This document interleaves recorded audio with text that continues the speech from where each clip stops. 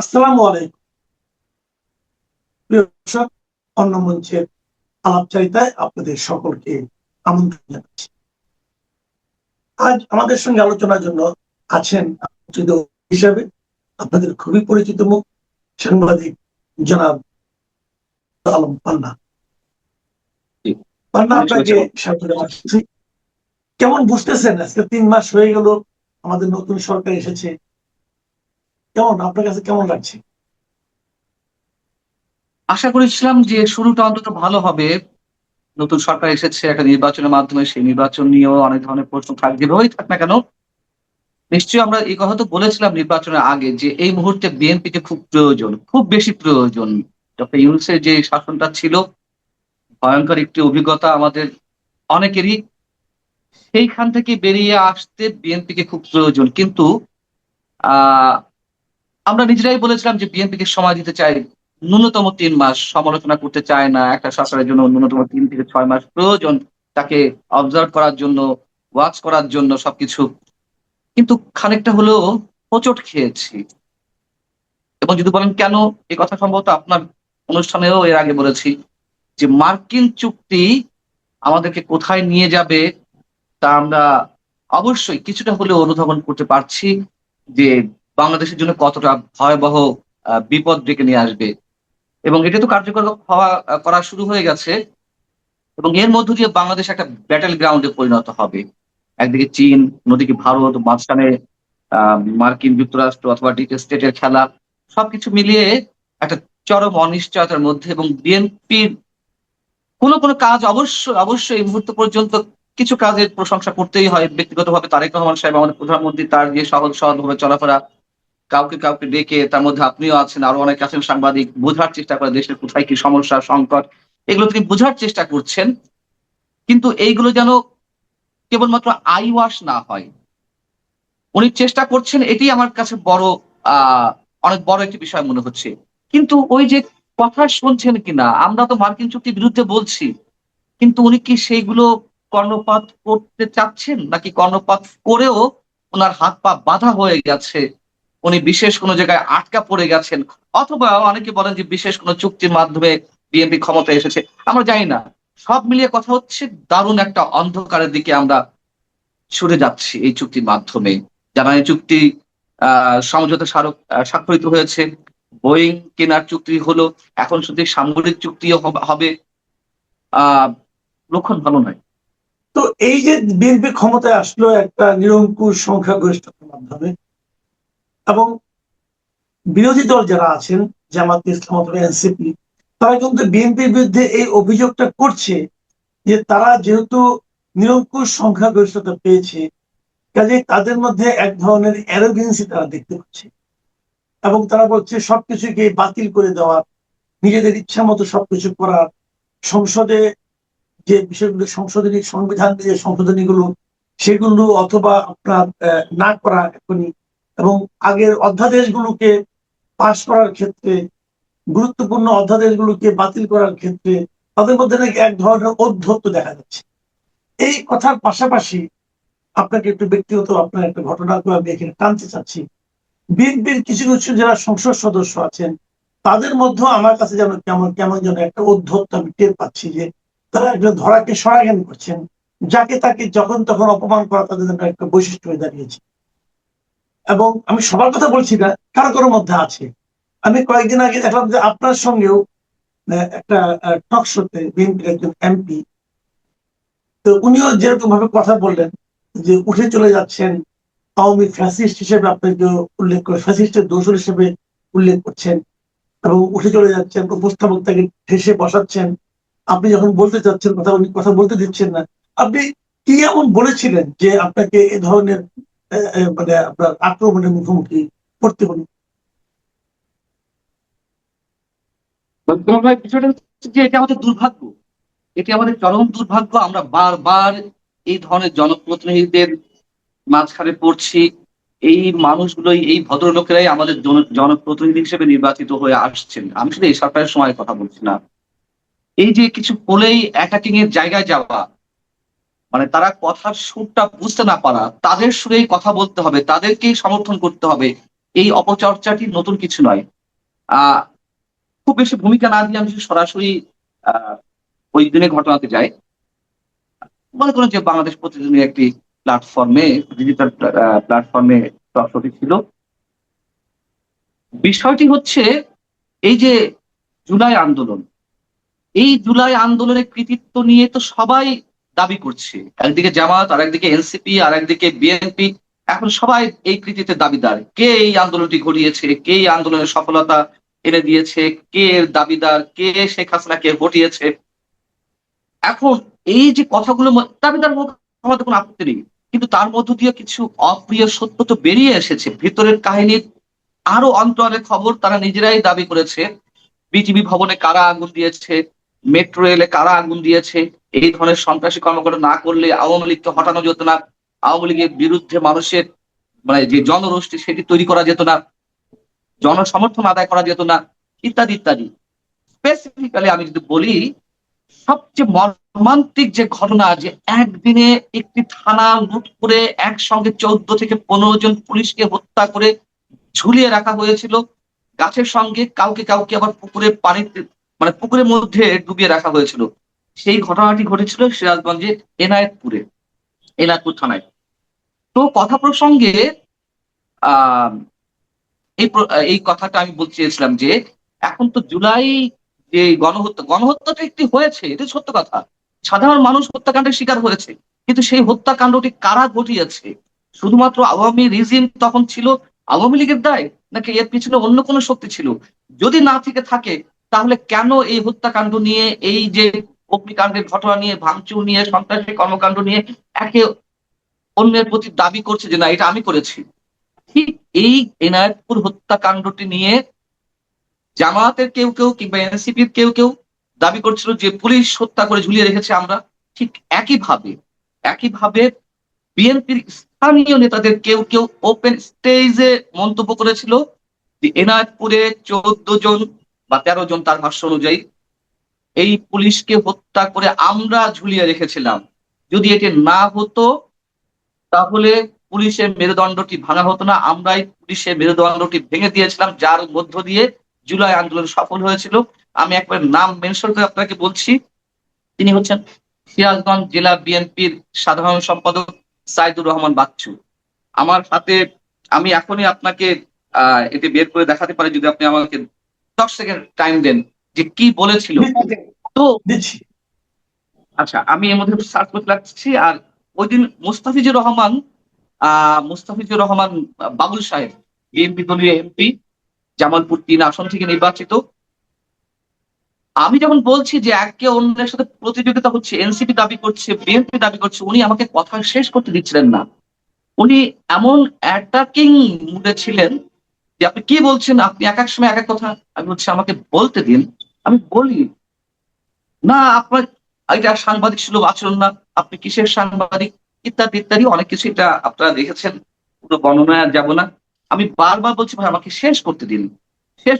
উনি একসময় মঞ্চ ছেড়ে উঠে যাচ্ছিলেন, চেয়ার ছেড়ে উঠে যাচ্ছিলেন। তো এনারা হচ্ছেন আমাদের জনপ্রতিনিধি, এবং যেই নির্বাচনের কথা বলছিলাম, আমি কোনো বিতর্কের বাইরে গিয়ে যদি মন্তব্য করি, একটা নির্বাচন তো হয়েছে, আমি বিতর্কের জায়গাটি বাদ দিলাম।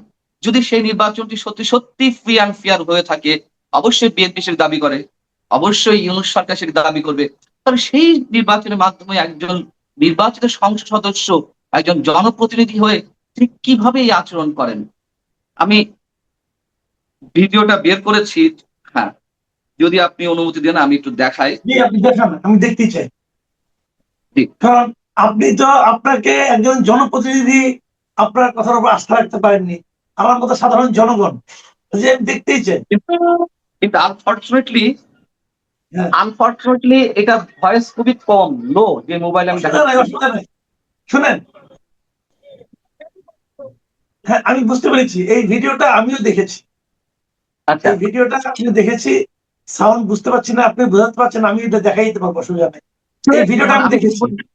আমার একেবারে কোট স্পষ্ট আনকোট মনে যদি আছে। বলি, এই ভদ্রলোক স্থানীয় বিএনপি জেলা বিএনপির সাধারণ সম্পাদক সাইদুর রহমান বাচ্চু সাহেব, উনি ওপেন হুম, স্টেজে জনসম্মুখে বলছেন যে সিরাজগঞ্জে এনায়েতপুর থানার এই 13-14 জন পুলিশকে হত্যা করে যদি আমরা ঝুলিয়ে না রাখতাম, তাহলে এই আন্দোলন সফল হতো না। আমরা ঝুলিয়ে রেখেছি বিধায়, পিটিয়ে হত্যা করে ঝুলিয়ে রেখেছি বিধায় পুলিশের মেরুদণ্ড ভেঙে দেওয়া হয়েছে। অতএব এর মধ্য দিয়ে আন্দোলনের সফলতা এসেছে। অর্থাৎ পুলিশ নিষ্ক্রিয় হয়ে গিয়েছিল এই আন্দোলন। এখন আপনি বলুন যে এটা কি মিথ্যা বলেছি? তিনি আমাকে বলছেন দেখান, দেখান কি প্রমাণ? আমি বলছি, অবশ্যই দেখাবো, আমাকে সময় দিন, আমি দেখাবো। কিন্তু সেই দেখার ধৈর্যটুকু সম্ভবত ছিল না। এই হচ্ছে বাস্তবতা। এবং আমার মেয়ে ওই সময় সাথে ছিল, আমরা আলাদা একটা প্রোগ্রাম থেকে মানে আমার মেয়ের একটা প্রোগ্রাম ছিল, আমারও ছিল প্রোগ্রামটি, একটা সাংস্কৃতিক সংগঠন প্রোগ্রাম খেলাঘরে। তো সময় ছিল না, মেয়েকে বাধ্য হয়ে আমি ওই টক শোতে যাই, মেয়েকে পাশে বসিয়ে রেখে ওর হাতে মোবাইলটা ছিল। তো নিশ্চয়ই আমাকে 2-4 মিনিট সময় দিলে আমি মেয়ের কাছ থেকে মোবাইলটা নিয়ে এসে দেখাতে পারতাম। এই হচ্ছে না, বাস্তবতা। ঠিক এই আছে, হচ্ছে এখানে বাস্তবতা। আসলে দেখেন, এখন সবাই দাবিদার হয়ে গেছে। আপনার বক্তব্য সম্ভবত এটাই ছিল যে এখন সবাই দাবিদার, সবাই জুলাই আন্দোলনের মূল সিপাহ সালার। সবাই বলতেছে, বিএনপি বলতেছে, জামাত বলতেছে, এনসিপি বলতেছে, সবাই বলতেছে। কিন্তু আসলে তো এই আন্দোলনের পুরো সিপাহ সালার ছিল না। এটা ছিল সাধারণ জনগণের আন্দোলন। এই যে এটা আমি বুঝি, আপনার ভিন্ন পথ থাকতে পারে, আমার উপলব্ধি হলো এটা জনগণের আন্দোলন ছিল, জনগণের স্বতঃস্ফূর্ত আন্দোলন অবশ্যই। ছিল। এবং তার আন্দোলন ছিল একটা অপশাসনের বিরুদ্ধে। সেই অপশাসনে যিনি মূল ব্যক্তি ছিলেন, যারা তারা দেশ ছেড়ে পালিয়ে গেছেন, এটাও বাস্তবতা। এবং তারা চলে যাওয়ার পর, ওই শাসনের পতন হওয়ার পর, যারা তাদের পতন ঘটিয়েছে সাধারণ মানুষ, তারা কিন্তু যার যার মতো ঘরে ফিরে গেছে। কিন্তু সুবিধাবাদী কেউ কেউ সামনে দাঁড়িয়েছিল যে তার ক্রেডিট নেওয়ার জন্য, এবং সেই ক্রেডিট তাদেরকে দিতে যে আজকে আমাদের দেশের এই দুরবস্থা। যা হোক, এখন আমরা একটা মানে নির্বাচিত সরকার পেয়েছি, আমরা এই সরকারের কাছ থেকে অনেক কিছু আশা করি। কিন্তু পাশাপাশি এটাও তো ঠিক, ওই সময় যারা নাকি ক্রেডিট নিতে যে ক্ষমতা দখল করেছিল, তাদেরও নানা রকম অপকর্মের ঘটনা কিন্তু আমরা টের পাচ্ছি। আমরা দেখেছি, কালকে দেখলাম যে স্থানীয় সরকার মন্ত্রণালয় তারা একটা ইনকোয়ারি কমিটি মতো করেছে যে গত 17 বছর স্থানীয় সরকারের কি কি দুর্নীতি অনিয়ম হয়েছে তা খুঁজে বের করা। এবং এই কমিটির খবরটা প্রেসকে জানাতে যে স্থানীয় সরকার প্রতিমন্ত্রী মীর শাহে আলম, উনি একটা ইনফরমেশন দিয়েছেন। সেই ইনফরমেশনটা হলো, অন্তর্বর্তী সরকারের সাবেক উপদেষ্টা আসিফ মাহমুদ সজীব ভুইয়া, তিনি নাকি সচিবের স্বাক্ষর ছাড়াই প্রকল্প ফাইল পাস করে দিয়েছেন। এটা উনি বলেছেন। আসিফ মাহমুদ সজীব ভুইয়া এটাকে আবার চ্যালেঞ্জই করেছেন, দেখলাম পরে। এই যে চ্যালেঞ্জ পাল্টা চ্যালেঞ্জ, অভিযোগ পাল্টা অভিযোগ, কেমন দেখছেন আপনি এগুলো? না, আমরা তো এগুলো নতুন কিছু দেখছি না। নতুন কিছু দেখছি না। যখন আসিফ মাহমুদ সজীব ভুইয়ার এপিএস এর বিরুদ্ধে 400 কোটি টাকা দুর্নীতির অভিযোগ এলো, তখন সেটি নিয়ে কিছু তো হয়নি। স্বাস্থ্য উপদেষ্টা নূরজাহান বেগমের এপিএস এর বিরুদ্ধে ঠিক একই ধরনের অভিযোগ এলো। আমরা তো আমরা তো আহ, এর কোন ধরনের সুষ্ঠু তদন্ত দেখিনি। খোদ আসিফ মাহমুদ সজীব ভুইয়ার বিরুদ্ধে অভিযোগ উঠলো যখন গুলশানে আওয়ামী লীগের সাবেক একজন মহিলা এমপির বাড়িতে গিয়ে চাঁদাবাজি করা হলো। যারা তার চাঁদাবাজির অভিযোগে আটক হলেন, তারাও স্বীকারোক্তি দিয়েছে আসিফ মাহমুদ সজীব ভুইয়ার বিরুদ্ধে। আসিফ মাহমুদ সজীব ভুইয়ার বিরুদ্ধে অনেক ধরনের বড় অভিযোগ উঠেছিল চাঁদাবাজির। তো সেগুলো আমরা কিছু দেখিনি। এগুলো যে হয়েছে সত্য কথা, এবং আপনি বলছেন যে একটা অপশাসনের বিরুদ্ধে জনগণ খুশি উঠেছিল, অবভিয়াসলি সত্য কথা। কিন্তু সেই জনগণের একটি অংশ কিন্তু এখন এসে বলছে এর মধ্যে যে এক ধরনের ডিজাইন ছিল, সেটি যদি আমরা আগে বুঝতে পারতাম, এটি যে সমর্থন দিতাম না।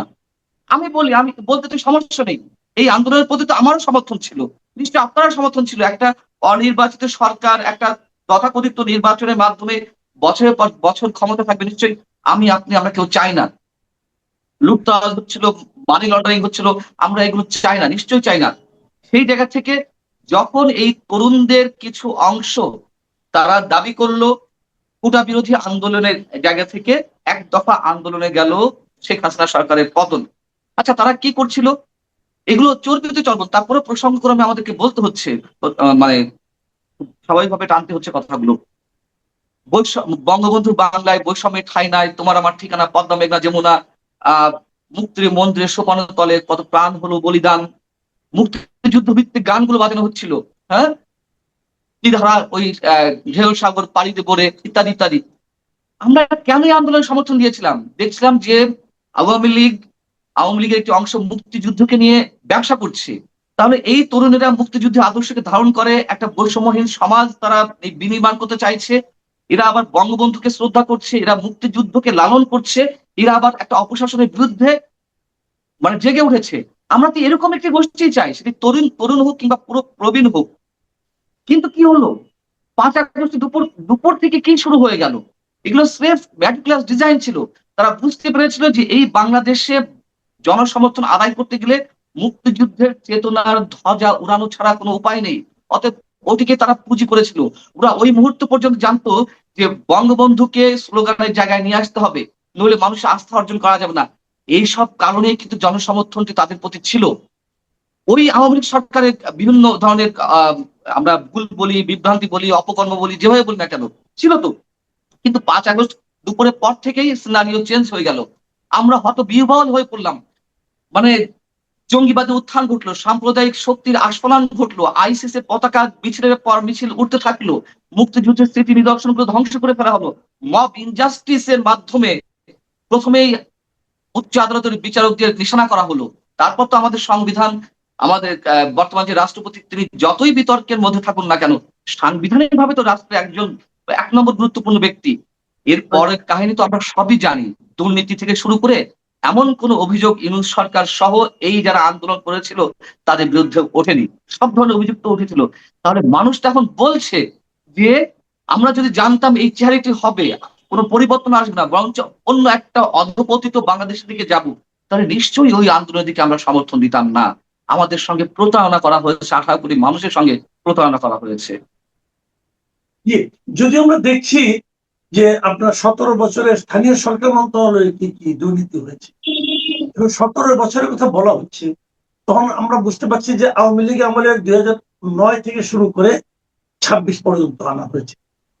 এটা তো 17 15.5 বছর। বছর। হ্যাঁ, না, যদি তার মানে একটা বাদ দিই তাহলে অন্তর্বর্তীকালীন সেটা 20 সরকারের বছর। ব্যাপার আছে। হ্যাঁ, তার মধ্যে আওয়ামী লীগ সরকার এবং অন্তর্বর্তীকালীন সরকার এই পুরো সময়টাকে ধরা হয়েছে। এটা আমার কাছে ব্যক্তিগতভাবে ইতিবাচক মনে হয়েছে। কিন্তু আমরা কিন্তু অন্য একটা প্রবণতা গত কয়েকদিন ধরে লক্ষ্য করছি। সেটা হলো যে অন্তর্বর্তীকালীন সময়ে এই এই সরকারের, ইউনূস সরকারের কোন দুর্নীতি নিয়েই কোন তদন্ত করতে যেন এই গভর্নমেন্ট একটু লজ্জা পাচ্ছে। যেমন ধরেন এই যে স্বাস্থ্য বিভাগের যে দুর্নীতিগুলি হয়েছে, টিকা কেন কিনা হলো না, এত 500 শতাধিক শিশু মারা গেল। আপনি দেখেন, এক রামিসার মৃত্যুকে নিয়ে আমরা হইচই করছি, কত কিছু বলছি, ঠিক আছে, এটা তো হওয়াই উচিত। কিন্তু এই যে 500 শিশু মারা গেল, যে এদের প্রত্যেকটা মায়ের অনুভূতি কি রামিসার বাবা মায়ের চেয়ে কোনো অংশে কম? নিশ্চয়ই না, নিশ্চয়ই এই না। প্রত্যেকটা বাবা মায়ের মৃত্যু, বাবা মায়ের যে কষ্ট, সেই কষ্টকে আমরা কিভাবে টাচ করতে পারবো? প্রধানমন্ত্রী কালকে বললেন যে রামিসার মৃত্যুর জন্য যে দায়ী, তার 1 মাসের মধ্যে তার সর্বোচ্চ শাস্তি নিশ্চিত করা হবে। বলেছেন, আমি ওইটা নিয়ে আর বিতর্কে যাবো না, ওটা নিয়ে আমি অন্য আলোচনা করতে চাই না আপাতত। কিন্তু এটা পাবলিক সেন্টিমেন্টের জন্য হয়তো বলেছেন। কিন্তু এই 5 শতাধিক শিশু যে মারা গেল, এর জন্য পাবলিক সেন্টিমেন্ট নাই। আপনি যদি এইটাই তদন্ত করতেন যে কেন মারা গেল তারা, কার গাফিলতি, আগের সরকারের নাকি তার আগের সরকারের নাকি আপনার বর্তমান সরকারের, সেই তদন্তটা কিন্তু আপনারা করলেন না। আমরা দেখলাম তদন্ত শুরুই করলেন না। আমরা দেখলাম ডক্টর ইউনূসের বিরুদ্ধে কেউ কেউ রিট করলেন, সেটাও শুনানিই হলো না, বাতিল করে দেওয়া হলো। তো এইগুলি কি অন্যায় যদি কেউ করে, দুর্নীতি যদি কেউ করে, তার তদন্ত কি হওয়া উচিত নয়? এটা তো আর ব্যাখ্যা করে বলতে হবে না তদন্ত হওয়া উচিত কিনা। আপনি যে বিষয়টি দিয়ে শুরু করেছিলেন, যে সেদিন টক শোতে আমার সাথে যে এমপি সাহেব ছিলেন, তিনি যে এতটা আক্রমণাত্মক হয়ে উঠলেন, ঠিক এই কথাটাই আমি বলেছিলাম।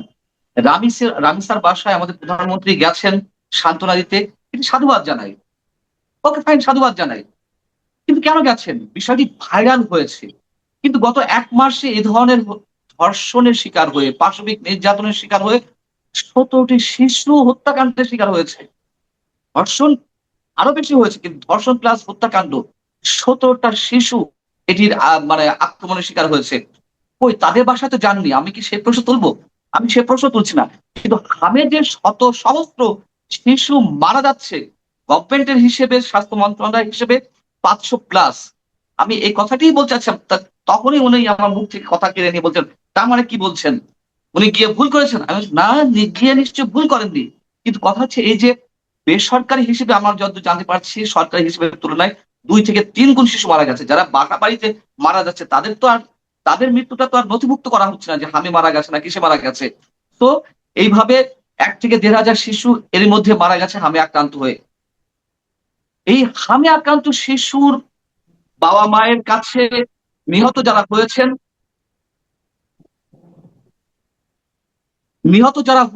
তাদের কারো বাড়িতে তো গেলেন না, প্রতীক অর্থে তো যেতে পারতেন।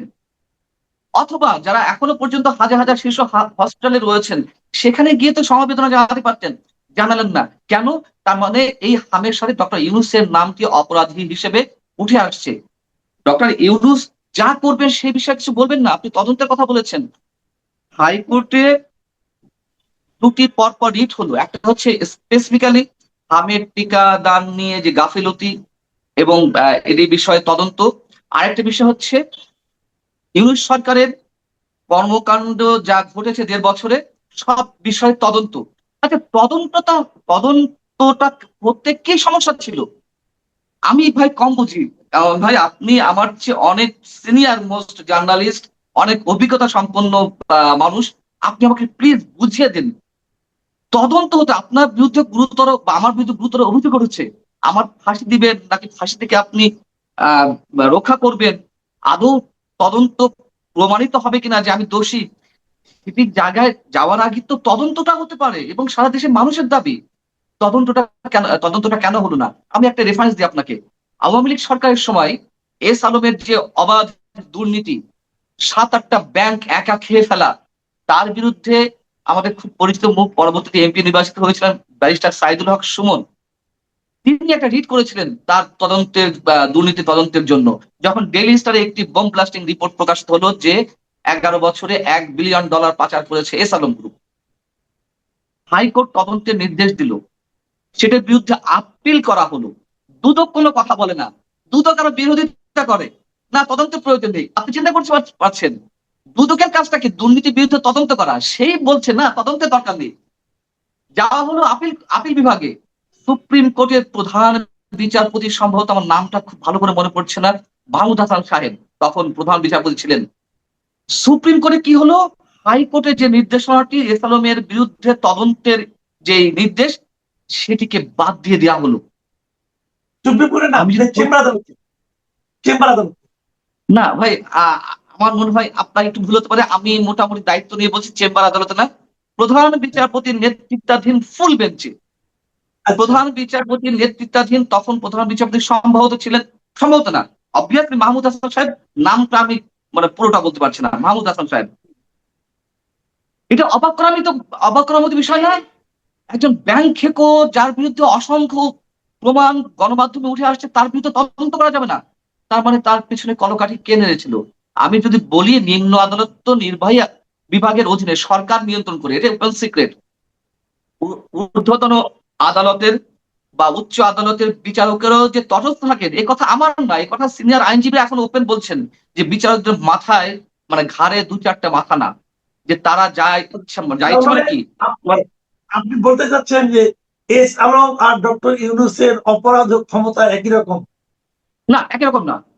আমি এক্সাম্পল দিলাম যে এস আলমের তদন্তটি যে যে নির্দেশটি সেটি বাতিল করা হলো, নিশ্চয়ই কোনো পক্ষের ইঙ্গিতে, নিশ্চয়ই সরকারের শক্তিশালী পক্ষের ইঙ্গিতে এখানে এটি যে করা হলো। তখন আমাদের অ্যাটর্নি জেনারেল কি ব্যাখ্যা দিয়েছেন ডক্টর ইউনূসের বেলায়, তা তো আপনি শুনেছেন, তা আগে ওটা ক্লিয়ার করে নি।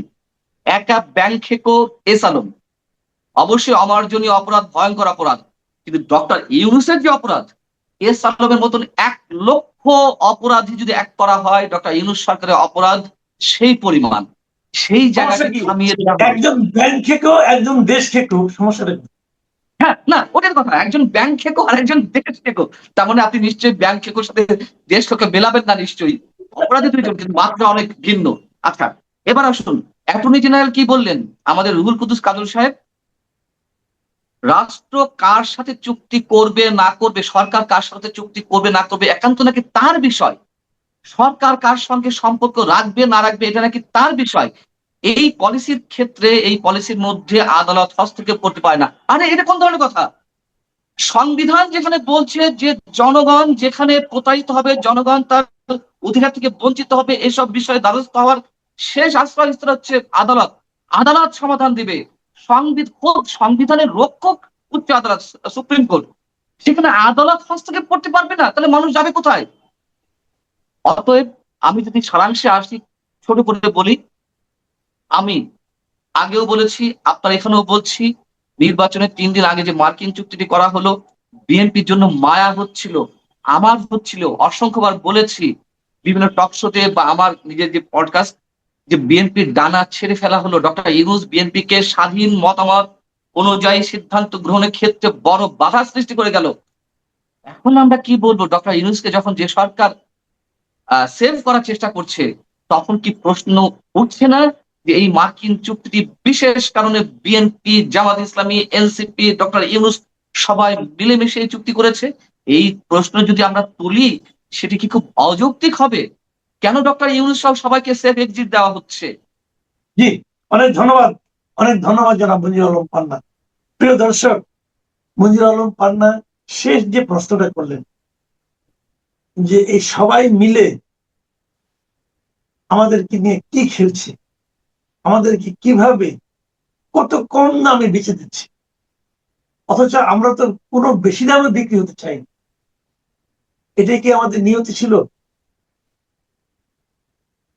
সামনে ঈদ, আপনাদের সবার জন্য ঈদের শুভেচ্ছা থাকলো। ঈদের আগে এই ধরনের চিন্তা আপনাদের মাথায় ঢুকিয়ে দেওয়ার কোনো ইচ্ছাই আমাদের ছিল না, কিন্তু আপনারা যেরকম এই গরমকে অস্বীকার করতে পারি না, তেমনি ভাবে আমরা তো বাস্তবতাকে অস্বীকার করতে পারি না। আল্লাহ হাফিজ।